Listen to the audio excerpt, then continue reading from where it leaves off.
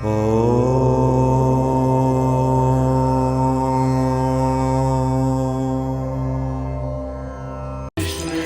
గురుభ్యో నమః. కోటి గీతాలేఖన యజ్ఞం అనే మహోన్నతమైన కార్యక్రమంలో మా సత్సంగ సభ్యులందరికీ పాల్గొనే సదవకాశాన్ని మరియు ఉడిపి శ్రీకృష్ణ దేవాలయంలో భగవద్గీత పారాయణ చేసే అదృష్టాన్ని మా అందరికీ మా గురువుగారైన శ్రీమతి పేరేపి విశాలాక్షి గారు కలుగజేశారు. అదే మా అదృష్టం అనుకుంటే మా గురువుగారు మా అందరికీ సౌపర్ణికా నది ఒడ్డున ఉన్న కొల్లూరు మూకాంబికాదేవిని, తుంగానది ఒడ్డున ఉన్న శృంగేరి శారదాంబ అమ్మని, కావేరీ నదీ సమీపంలో ఉన్న చాముండి అమ్మవారిని దర్శించుకొని ఆయా క్షేత్రాలలో సౌందర్యలహరి, శివానందలహరి, మూకాంబికా స్తోత్రం, అష్టకాలు మొదలైనవి పారాయణ చేసే అదృష్టాన్ని కూడా మాకు కలిగించారు. మా ఉడిపి యాత్రా విశేషాలను, ఆ తీర్థక్షేత్రాల యొక్క ప్రాముఖ్యతను మా గురువుగారి మాటలలో విని ఆ అనుభూతులను మీరందరూ కూడా ఆస్వాదించాలని కోరుకుంటూ హరి ఓం. హరి ఓం. శ్రీ సద్గురుభ్యో నమః.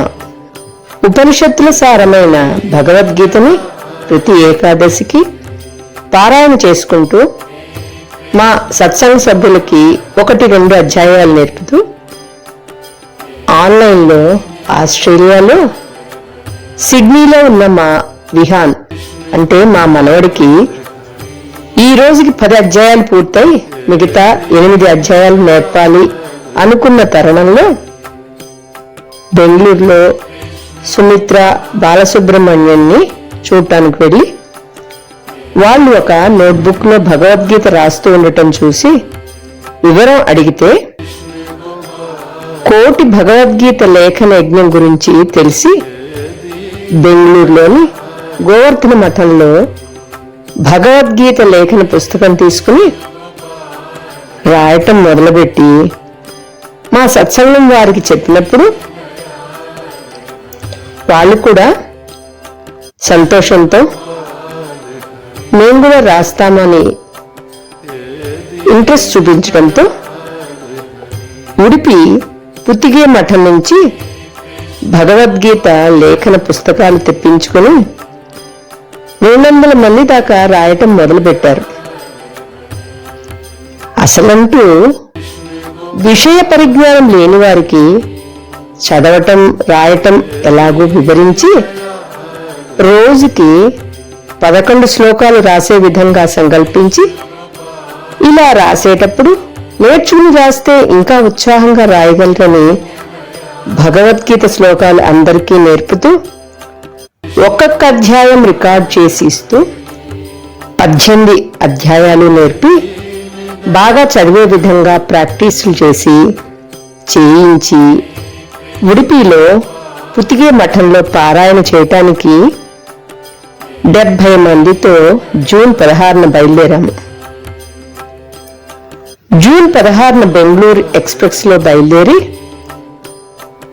బెంగళూరులో దిగగానే బాలు, సుమిత్ర ఇద్దరు వచ్చి మాకు అరేంజ్ చేసిన రూమ్స్ చూపించి టిఫిన్ కాఫీలు ఏర్పాటు చేసి మాకు ఎంతో ఉత్సాహంతో రాజరాజేశ్వరి అమ్మవారిని, శ్రీచక్రేశ్వరి అమ్మని, ఆ తర్వాత ఎంతో పురాతనమైన గవి గంగాధర స్వామిని, అంటే ఆయన శివుడన్నమాట, బుల్ టెంపుల్ ని చూపించి గోవర్ధన మఠంలో మధ్యాహ్న భోజనాన్ని ఏర్పాటు చేశారు. వాళ్ళ రుణం తీర్చుకోలేము. అసలు అది భోజనమా? నవకాయ పిండి వంటలతో మృష్టాన్న భోజనం. చాలా ఆనందపడిపోయారు మా వాళ్ళు భోజనం చేసి. అక్కడి నుంచి వనదుర్గ ఆలయానికి వెళ్లి మంగళవారం రాహుకాల పూజల కోసం 5 గంటలకి తెరవలసిన గుడి 3 గంటలకే తెరిచారు. మా కోసమే అమ్మ ఏర్పాటు చేసిందని నేను ఎంతో సంబరపడిపోయాను. సాయంత్రం ఈ దర్శనాలన్నీ ముగించుకుని సుమిత్ర, బాలు తెచ్చిన టిఫిన్తో రాత్రి ఉడిపి ట్రైన్ ఎక్కి తెల్లవారుజామున 4 గంటలకల్లా ఉడిపి చేరాము. నేను బయలుదేరుతున్నప్పుడే వర్షాల హడావిడి ఉందని తెలిసింది. అయినా ధైర్యం చేసి బయలుదేరాము.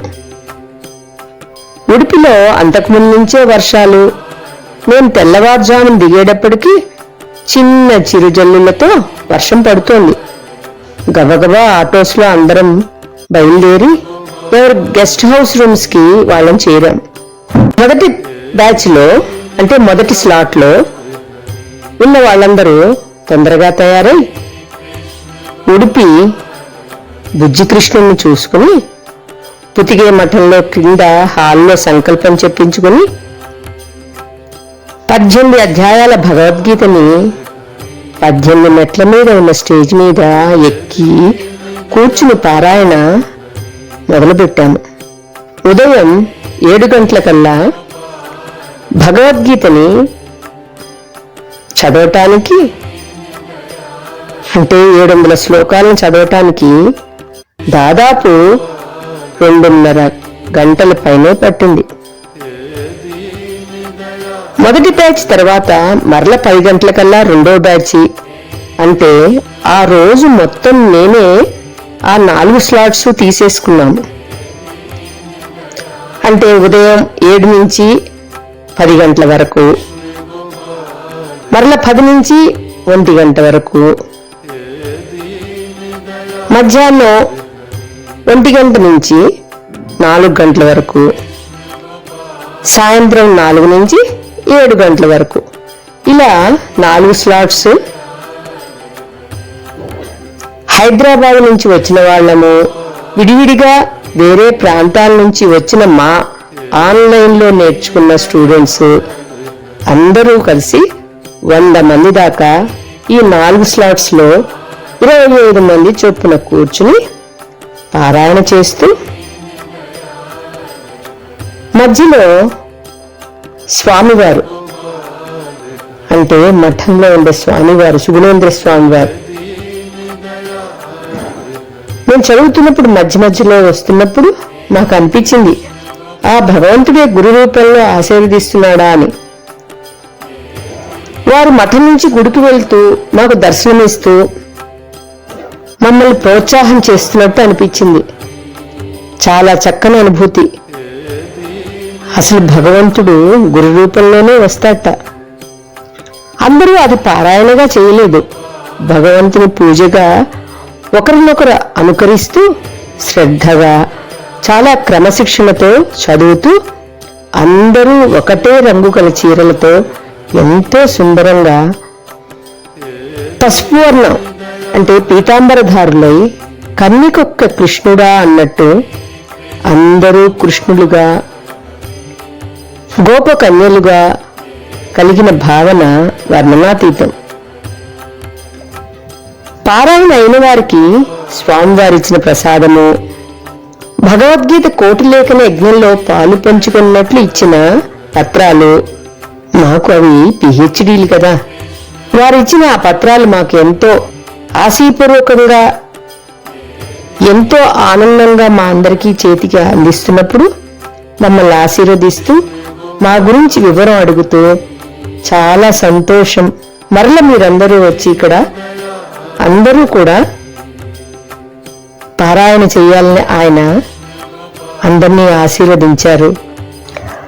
మరల పారాయణ తప్పకుండా రమ్మనమని వారు మనల్ని అందరినీ ఆహ్వానం చేసినప్పుడు నాకు ఎంతో ఆనందం అనిపించింది. వారి చేత మనం అందరము కూడా మరల రమ్మనమని వారి ఆశీస్సులను అందజేస్తామని తెలియజేసినప్పుడు ఇంతకన్నా భాగ్యం ఏముంటుంది మనకి. ఈ పారాయణ చేసిన వారందరూ స్వామీజీతో గ్రూప్ ఫోటోలు తీసుకోవడానికి స్వామివారి అనుమతి తీసుకుని అందరము గ్రూప్ ఫోటోలు తీసుకుని ఆ రాత్రి బుజ్జి కృష్ణయ్యకి చేసే సేవలన్నిటిలో ఎవరికి వీలైన వాళ్ళు వారు వెళ్ళి దర్శనాలు చేసుకుంటూ మిగతా వారందరూ మఠంలో ఉన్న గోశాలలో కాసేపు సేవ చేసుకుంటూ గుడి దర్శనాలు, భజనలు, పాటలు, ఎవరి ఆనందంతో వారు స్వామిని కీర్తిస్తూ భజిస్తూ రథోత్సవం చూసి మఠంలో భోజనం చేసి రూమ్స్కు వచ్చి అందరము విశ్రాంతి తీసుకున్నాం. మీకు ఇంకో రహస్యం చెప్పనా? మాకు తెలియకుండానే కృష్ణయ్యే మా పారాయణకు ముహూర్తం 18వ తేదీని స్వామి నిర్ణయించాడు. ఉడిపి బాలకృష్ణుడి ఆలయ చరిత్రలో ఉన్న విశేషాలను మనం తెలుసుకునేటట్టయితే 13వ శతాబ్దిలో ద్వైత వేదాంత స్థాపకులైన మధ్వాచార్యుల వారు ఉడిపి బాలకృష్ణ దేవాలయాన్ని స్థాపించారు. ఒకసారి స్వామివారు శిష్యులతో కలిసి ఉడిపిలో ఉన్న సముద్రపు ఒడ్డున సంచరిస్తున్నప్పుడు తుఫాన్లో చిక్కుకున్న ఓడను చూసి సముద్రాన్ని శాంతింపజేసినప్పుడు సంతోషంతో దానిలోని గుజరాత్ నుండి వచ్చిన వ్యాపారులు స్వామివారికి గోపీచందన ముద్దను బహూకరించగా దానిని శుద్ధి చేసి పురాతన ద్వారకలోని రుక్మిణీదేవి పూజించిన బాలకృష్ణ విగ్రహంగా తెలుసుకుని శ్రీకృష్ణ తల్లి అయిన దేవకీదేవి బాలకృష్ణుని పసితరపు ఆటలను చూడవలనని శ్రీకృష్ణు కోరినప్పుడు ఆయన 3 ఏండ్ల బాలుడై తల్లి ఒడిలో ఆడుతూ పాడుతూ వెన్న తింటూ వెన్న కుండలు పగలకొడుతూ చిలిపి చేష్టలతో అలరారుతున్న దృశ్యాన్ని రుక్మిణీదేవి చూసి దేవతల శిల్పి అయిన విశ్వకర్మను పిలిచి బలరామకృష్ణ విగ్రహాలను తయారు చేయించి పూజించింది. బాలకృష్ణుడి చేతిలో వెన్నతీసే కర్ర, ఎడమ చేతిలో త్రాడుతో, అంటే ఆ తాడు 2 కాళ్ళని చుట్టుకుని ఉన్నట్టు ఉంటుంది ఆ విగ్రహం. ఆ విగ్రహాన్ని వెలికి తీసి ఆలయంలో ప్రతిష్ఠ చేసి పూజలు నిర్వహిస్తూ ద్వైత వేదాంత ప్రచారం చేస్తూ ఉన్న అష్టమఠాలను ప్రతి 2 సంవత్సరములకు పర్యాయ అనే అధికారిక భ్రమణ పథకం ద్వారా ఉడిపి బాలకృష్ణ దేవాలయాన్ని నిర్వహిస్తారు. 16వ శతాబ్దంలో బాలకృష్ణుడు భక్తుడైన కనకదాసు, అతను మహాతత్వవేత్త, ఆధునిక కవి, కన్నడ సాహిత్యంలో సంగీత కళాకారుడు, స్వరమేళకర్త. అతను తక్కువ కులానికి చెందినవాడని ఆలయ ప్రవేశం నిరాకరించినప్పుడు కనకన కిండి అని పిలువబడే చిన్న కిటికీ గుండా కృష్ణయ్య పశ్చిమంగా అతని వైపు తిరిగి దర్శనమివ్వగా భక్తులు ఇప్పటికీ ఆ వెండిపూత పూసిన కిటికీ గుండానే దర్శనం చేసుకుంటారు. అది 9 రంధ్రాలతో ఉన్న నవగ్రహ కిండి అని పిలువబడుతోంది ఇప్పటికి. మర్నాడు పొద్దున్నే లేచి, అంటే 19వ తారీఖు పొద్దున్నే మూకాంబికా తల్లి దగ్గరికి 5 బస్సుల్లో బయలుదేరాను. అప్పుడు కూడా చిరుజల్లులతోనే మా ప్రయాణం. మా కోసం వాతావరణాన్ని ఆహ్లాదంగా ఉంచిందేమో అమ్మ. పొద్దున్నే బయలుదేరాము కదా, వాతావరణానికి అందరికీ వేడిగా ఏదైనా తాగాలని మధ్యలో ఒక చోట బస్సులు ఆపారు. వేడి కాఫీ టీల కోసం ఆగిన అప్పుడే ఉదయిస్తున్న సూర్యుడిని ఆదిత్య హృదయ స్తోత్రంతో స్తుతిస్తూ చెట్ల మధ్య నుంచి వస్తున్న ఆ లేలేత కిరణాల ఉషస్సులో తడుస్తూ పరమానంద భరితులై మళ్లీ బస్సెక్కి మూకాంబికా తల్లి దర్శనానికి బయలుదేరాము. పిల్లలము వస్తున్నామనేమో, గుడి అంతా చక్కని అలంకరణతో అమ్మ అద్భుతంగా మా కోసమే ఎదురు చూస్తోందా అన్నట్టు ప్రతి ఒక్కరిలోని భావన. ఈ ఆలయం బంగారు పూతతో కూడిన శిఖరం మరియు రాగి పైకప్పులతో చాలా అందంగా మెరిసిపోతోంది. ఆలయంలో భక్తుల ద్వారా తెలిసిన విషయం ఏమంటే 3 రోజుల నుంచి శతచండీ యాగం చేస్తున్నారని, నేను వెళ్ళిన రోజే పూర్ణాహుతి అని తెలిసింది. అసలు మూకాంబికా తల్లి ఆవిర్భావం గురించి ఇలా చెప్తారు. జగద్గురువులు ఆదిశంకరాచార్యులు తపస్సు చేయటానికి సంకల్పించి మూకాంబికాదేవి విగ్రహాన్ని ప్రతిష్ఠించారని కూడా ఒక ఐతిహ్యం. శివుని వరప్రభావంతో కౌమాసురుడు అనే రాక్షసుడి దుష్టమైన భయంకర పాలనను భరించలేని దేవతలు శివుని ప్రార్థించగా వాగ్దేవత ఈ రాక్షసుడిని మోగవానిగా చేసి శివుని అనుగ్రహంతో వరం పొందే శక్తిని పోగొట్టి దేవతల శక్తులన్నిటి కలయికతో పార్వతీదేవే మూకాసురుడిని వధించి మూకాంబికగా పద్మాసన భంగిమలో కూర్చుని 2 చేతులు శంఖం చక్రంతో పాటు తన తేజస్సుతో తనను కోరిన భక్తులనందరినీ అనుగ్రహ ఆశీస్సులతో ఆశీర్వదిస్తూ ఈ కొల్లూరు క్షేత్రంలో విలసిల్లుతోంది. ఇంకా అందరము అమ్మకి పసుపు కుంకుమలు చీర పళ్ళు పూలు సమర్పించుకుంటూ ఆనందంగా సౌందర్యలహరి శ్లోకాలను పారాయణ చేస్తూ అమ్మ దర్శనం చేసుకుంటూ అందరము ఆలయ ప్రాంగణంలో సంకల్పం చెప్పించుకుని కొల్లూరు మూకాంబికా స్తోత్రం మిగిలిన సౌందర్యలహరి శ్లోకాలు పారాయణ చేసుకుని ఆ చిరుజల్లులలో తడుస్తూ ఆనందంగా బస్సులెక్కాము శృంగేరికి. శృంగేరి చేరేలోపు కైలాసగిరి అనే ఎత్తైన ప్రదేశంలో శంకరాచార్యుల వారు కూర్చున్న ఎత్తైన పెద్ద విగ్రహాన్ని తనివి తీరా చూచి హరహర శంకర గురు స్తోత్రాలు పాడుకుంటూ ఎత్తైన ఆ ప్రదేశం నుంచి కనిపిస్తున్న రమణీయ ప్రకృతి శోభలో ఓలలాడిపోయాము అందరం. అసలు కదిలితేనా ఎవరికి వారే ఆనందంలో మునిగిపోయారు, ఫొటోసు వీడియోలు తీసుకుంటూ. స్వామివారి మధ్యలో ఉండి చుట్టూ 4 పీఠాల వివరాలతో 4 వైపులా మెట్ల ద్వారాలతో రమణీయంగా ఉంది ఆ సుందరమైన ప్రదేశం. అక్కడి నుంచి బయలుదేరి మా కోసం ఏర్పాటు చేసిన భోజనాలను ఒక మెస్సులో సగం వంట మేమే చేసుకున్నామండి.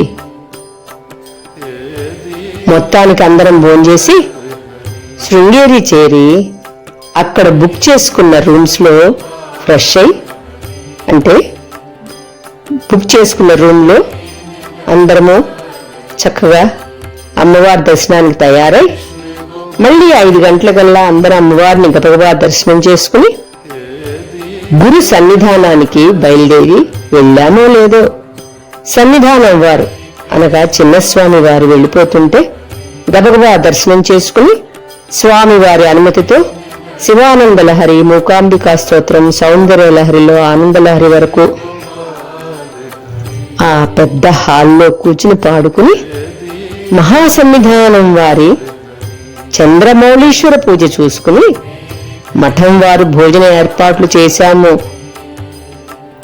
కదలండి రండి అన్నా కూడా వెళ్లకుండా చంద్రమౌళీశ్వర పూజ పూర్తిగా చూసుకుని గురువుల ఆశీర్వాదం తీసుకుని భోజనాలు చేసి ఆ రోజు విశ్రాంతి తీసుకుని పొద్దున్నే 6 గంటలకల్లా తోరణ గణపతి ఆదిశంకరాచార్యుల గుడి శివాలయం దర్శించుకున్నాం. తోరణ గణపతి ఆవిర్భావ విశేషమేమంటే 4వ పీఠాధిపతిగా ఉన్న నరసింహ భారతి గారు ఉన్న సమయంలో పీఠానికి ఆ చుట్టుపక్కల రాజుల నుంచి ఏర్పడిన ప్రమాదం నుంచి రక్షించమని స్వామివారు తపస్సు చేయగా తుంగభద్రా నది ఒడ్డున ఉత్తరం వైపు నుంచి దక్షిణానికి వచ్చి అక్కడ ప్రధాన ద్వారంలో గణపతిని స్థాపించమని జగద్గురువులకు ఆదేశమివ్వగా ప్రతిష్ఠ అయిన ద్వారబంధంపైనే గణపతి జగద్గురువులకి సాక్షాత్కరించినట్టు, అందుకే స్వామి తోరణ గణపతిగా పూజలందుకుంటూ అందరినీ రక్షిస్తూ మఠాన్ని కాపాడుతున్నారని ప్రతీతి. తోరణ గణపతి దర్శనం, శంకరుల దర్శనం తర్వాత అమ్మ శారదాంబ ప్రాంగణంలో చిన్నస్వామి వారి అనుమతి తీసుకున్నామని తెలియచేసి ఆనందంగా సౌందర్య లహరి పారాయణం, లలితా సహస్రనామ స్తోత్రం, సువర్ణ పుష్పాలతో పూజ చేయించుకుని అమ్మ ఇచ్చిన ప్రసాద కుంకుమలు నుదుట పెట్టుకుని అందరం 9 గంటలకల్లా ఆత్మారాముణ్ణి శాంతింపజేసుకుని తిరిగి ఉడిపికి బస్సులలో బయలుదేరి 4 గంటలకల్లా మైసూరు వెళ్లే ట్రైన్ ఎక్కి మర్నాడు తెల్లవారుజామున 5 గంటలకల్లా మైసూరులో హోటల్లో దిగి ప్రొద్దున అల్పాహారాలు ముగించుకుని నిమిషాంబాదేవి చాముండేశ్వరి అమ్మని దర్శించుకుని సాయంత్రం హైదరాబాద్ వెళ్లే ట్రైన్ ఎక్కి మధ్యలో బెంగళూరులో బాలు, సుమిత్ర ఏర్పాటు చేసిన పలహారం అందుకుని ఆనందంగా తిరుగు ప్రయాణమై మర్నాడు 7 గంటలకల్లా హైదరాబాదు క్షేమంగా చేరాం. ఇంత హాయిగా ప్రయాణం ఉంటుంది అంటే ఎంతో ఆనందం కదా. కానీ అడ్డంకులు ఉండవా? వస్తానన్న వాళ్ళు రాకపోవటం అంటే క్యాన్సిలేషన్స్, అనుకోని వాతావరణం, ఇబ్బందులు, వర్షాకాలం కదా, ఎన్ని అమర్చుకుని తీసుకుని వెళ్ళినా సమయానికి అవి అందుబాటులో లేకపోవటం, గొడుగులు లాంటి వస్తువులు మర్చిపోవటం, బస్సులు ఎక్కడో ఆపితే కష్టంగా రోడ్లు దాటటం, ట్రైన్ నుంచి ఇంతమంది లగేజీని ఒకేసారి చేర్చడానికి సన్నాహాలు, యాత్రలో ఒకంత ప్రత్యేక శ్రద్ధతో మనం చేసుకునే దర్శనాలతో ఆలస్యంగా సమూహాలతో కలవటం, అన్నిటికీ మించి కింద కూర్చునే వయసు కాకపోవటం, సందట్లో సమారాధన అన్నట్లు గోరింటాకు పెట్టుకోవడం, ట్రైన్లోనే అది అందరికీ అంటించటం, ఇలా ఎన్ని ఇబ్బందులున్నా అందరూ ఒక్క త్రాటి మీద నిలబడి ఈ యాత్రలో ప్రధానమైన భగవద్గీత పారాయణాన్ని అద్భుతంగా ఆస్వాదించారు. కొల్లూరు మూకాంబికతో ఒక మాట చెప్పాను, అమ్మా మా పిల్లలకి వాక్శుద్ధితో పాటు చక్కని ధారణాశక్తిని ఇమ్మని కోరాను. ఇది కూడా నా స్వార్థమే. నేర్చుకున్నవన్నీ అప్ప చెప్పితే కదా కొత్తవి నేర్చుకోవడానికి. శృంగేరిలో గురు సన్నిధిలో పారాయణాలు, శారదాంబ సన్నిధిలో పారాయణాలు, ఓహ్ మా జన్మ ధన్యమైంది. ఇంకో విశేషం ఏమంటే, చిన్నస్వామి వారిచ్చిన ప్రసాదాన్ని హైదరాబాద్ వచ్చిన తర్వాత చూస్తే అది శ్రీచక్రంతో ఉన్న, మనం రోజు చదువుకునే పద్యంతో ఉన్న ఫోటో. అది రోజు మనమందరం మననం చేసేదే. బిందు త్రికోణ వసుకోణ దశారగ్న మన్వశ్ర నాగదళ సంయుత షోడశారం వృత్తత్రయంచ ధరణీ సదనత్రయంచ శ్రీచక్రమే తదుదితం పరదేవతాయాః. కొంచెం పాఠ్యాంతరం మనం నేర్చుకున్నాము. అది స్వామివారు ఇచ్చిన ఫోటోతో మనల్ని కరెక్ట్ చేశారు స్వామివారు. నాకు అనిపించింది, అమ్మా ఇంక నాకు ఏ కోరికలు లేవు, తృప్తిగా ఉంది అని మన సత్సంగ సభ్యులందరూ గుండెల మీద చేతులు వేసి తృప్తిగా చెబుతుంటే నాకెంతో ఆనందం అనిపించింది. ఇంతకన్నా జీవితానికి ఏం కావాలి? తృప్తి, సంతృప్తే కదా. ఇది మన జీవితాలకి దివ్యానుభూతి. దీన్ని అందరూ పదిలపరుచుకుని ఎల్లవేళలా గుర్తు చేసుకుంటూ ఆ తల్లి ఆశీస్సులతో, ఉత్సాహంతో, ఆనందంతో,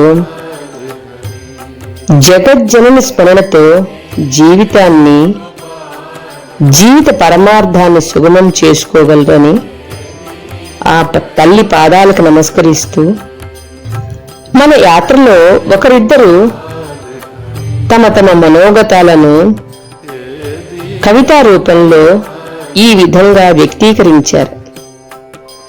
హరి ఓం. శ్రీ శ్రీ విఠలేశ్వర విశాలాక్షి దంపతులైన మా గురువులు హిందువుల అతి పవిత్ర గ్రంథమైన భగవద్గీతను మాతో సంస్కృతంలో వ్రాయించి అది తీసుకుని వారం రోజుల యాత్రకి బయలుదేరాం. శృంగేరి, ఉడిపి, రంగయాత్ర, జగన్నాథ రథయాత్ర అద్భుతం, అమోఘం. ఎవరి పుణ్యం వారిదే. దీపారాధనలు, పారాయణలు, అర్చనలు, పూలమాలలు. ఎవరి దర్శన భాగ్యం వారిదే. స్వామీజీలు, అయ్యవార్లు, అమ్మవార్లు. ఎవరి సంతృప్తి వారిదే. ప్రకృతి సౌందర్యం, కొండలు, గుట్టలు, ఆ నీలాకాశాలు, ఆ నీలాకాశంలో అలరించిన శంకరాచార్యుల వారు, చిరుజల్లులు, అరిటాకులలో వివాహ భోజనాలు, ఏమి వసతులు, ఆహా! ఎవరి సౌభాగ్యం వారిదే. పసుపు, కుంకుమ, తీర్థ గంధ ప్రసాదాలు, అతి విలువైన ప్రసాదాలు. సకల సౌకర్యాలు కల్పించిన శశి మేడంకి జేజేలు. సకల సహాయాలు అందించిన కామేశ్వరి మేడంకి జేజేలు. యాత్రలో కొంచెం ఖాళీ దొరకగానే మన తోటి యాత్రికుల గుసగుసలు, కుశల ప్రశ్నలు, కిలకిలలు, పక్కపక్కలు, బాణసంచాలు, ఓహో ఆనందాలు. తిరుగు ప్రయాణం టికెట్ చూడగానే ఇల్లు రేపు ఉదయం చేరుకుంటాము, యాత్ర అప్పుడే అయిపోయిందా, మళ్ళీ సంసార జంజాటంగా దేవుడా అనిపించింది. ఇంతలో మేము శ్రీ శ్రీ శ్రీ సుగుణేంద్ర తీర్థ స్వామీజీతో దిగిన ఫోటోలకు స్నేహబంధు వర్గం నుండి రకరకాల ప్రశ్నలు. ఏమిటి, మీరు అంత గొప్ప స్వామీజీతో శాల్వా సత్కారం పొందారా?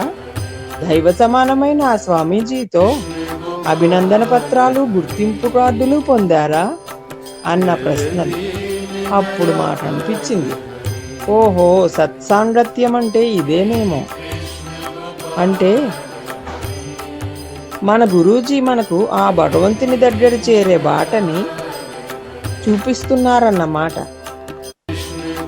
అది తలుచుకోగానే, వాళ్ళ ప్రశ్నలు వినగానే మనం ఇంత గొప్ప స్వామీజీని కలిసామా, మనకేమీ తెలియకుండానే ఇవన్నీ జరుగుతున్నాయే. దైవ సమానమైన స్వామీజీతో కలిసామా, ఓహో మనసు పులకరించింది ఆనందంతో. మా ఆనందానికి అవధులు లేవు. మా గురూజీకి అన్ని వేళలా మా నమస్సుమాంజలు అర్పించుకుంటుంటాం. మన గురూజీని చూసి అన్నీ ఉన్న అరిటాకు వలె అణిగిమణిగి ఉండటం అంటే ఇదేనేమో అనిపిస్తుంది. విద్య, వినయం, అందం, హోదా, అణకువ, ఆదరణ, ఇలా అన్నీ కలగలిపిన సుగుణాల రాశిలా మన గురూజీ గారు ఉంటారనిపిస్తుంది. మరియు ఈ యాత్రలో ఎవరి కష్టం వారిదే, ఎవరి సుఖం వారిదే, ఎవరి లగేజ్ వారిదే. నీ పాపపుణ్యాలు నీవే. ఇదే జీవిత రహస్యం అనిపించింది. రైలు బండి ఆగింది. గమ్యం చేరుకున్నామని గుర్తొచ్చింది. ఓహో మనం ఒక అందమైన ప్రపంచం నుండి మళ్ళీ సంసారానికి వచ్చేసామన్నమాట అని అనిపించింది. యాత్ర ఎంతో మధుర స్మృతులతో ముగిసింది. హరి ఓం. కాశీ నగరానికి అమ్మ జగజ్జనని జగన్మాత కాశీపురాధీశ్వరి విశాలాక్షి అమ్మ లోకాలన్నింటికీ జగన్మాత ఆ కాశీ అన్నపూర్ణమ్మ, మా సౌందర్యలహరి సత్సంగ సభ్యులకు అమ్మ, మా గురువు గారు విశాలాక్షి అమ్మ. ఆ అమ్మ లోకాలను ఏలేటి అమ్మ, మా గురువు గారు మా లోపాలను సరిచేసి మమ్మల్ని సన్మార్గంలో నడిపిస్తున్న మా దైవం. ఎందుకంటే జగద్గురువులు స్థాపించిన శృంగేరి ఎక్కడ, సాక్షాత్తు కృష్ణయ్య కొలువైన ఉడిపి ఎక్కడ, మనోభీష్టాలు నెరవేర్చే మహాశక్తివంతమైన మూకాంబిక అమ్మ ఎక్కడ, క్షణంలో కోరికలు తీర్చే నిమిషాంబిక అమ్మ ఎక్కడ. అంతటి మహాశక్తివంతమైన పుణ్యక్షేత్రాలలో పారాయణ చేయడం అంటే మామూలు విషయమా? కానే కాదు. ఎంత భాగ్యం ఉండాలి. మేము ఎంత, మా శక్తి ఎంత, ఇది అంతా మా గురువుగారు మాకిచ్చిన అమూల్యమైన వెలకట్టలేని గొప్ప ఖనిజ సంపద. వారి ఆనందాన్ని చక్కనైన మాటల్లో అతి సుందరంగా వ్యక్తపరిచారు. మీకు కూడా మీ భావాలను పంచుకోవాలనిపిస్తోంది కదూ? ప్రయత్నం చేయండి మరి. ఎవరి లగేజ్ వారే మోసుకోవాలి అన్న భావుకురాలు ఉష రైల్వేలో పనిచేస్తోంది. రెండవ కవిత చదివిన ఆవిడ భావనలో కాశీ విశాలాక్షితో మమైకమైన భక్తురాలు మాధవి. వీరిద్దరూ మన సత్సంగం వారే. వారి అంతరంగంలో ఉన్న యాత్రానుభూతిని కవితల ద్వారా వ్యక్తం చేశారు. ఈ యాత్రకి జీవనాడి శశి. ఎందుకంటే ఇంత సునాయాసంగా, ఆహ్లాదంగా, సుఖంగా మనం యాత్రని పూర్తి చేశామంటే దానికి శశి చేసిన కృషే కారణం. ఈ కృషిలో సహాయకులుగా ఉన్న భగవద్గీత మెంటర్స్గా ఉండి అందరి చేత ప్రాక్టీస్ చేయించి మన సత్సంగ సభ్యులు పలికే ప్రతి అక్షరం వెనుక కామేశ్వరి, సీత, ఉషాబాల, సత్య, వనజ, జ్యోతిరెడ్డి, మంజుల, హేమలత ప్రతి అక్షరం వెనుక వీరి కృషి ఉన్నది. మరి అందరి సమిష్టి సహకారాలతోనే కదా మన ఈ యాత్ర సంపూర్ణమైంది. హరి ఓం.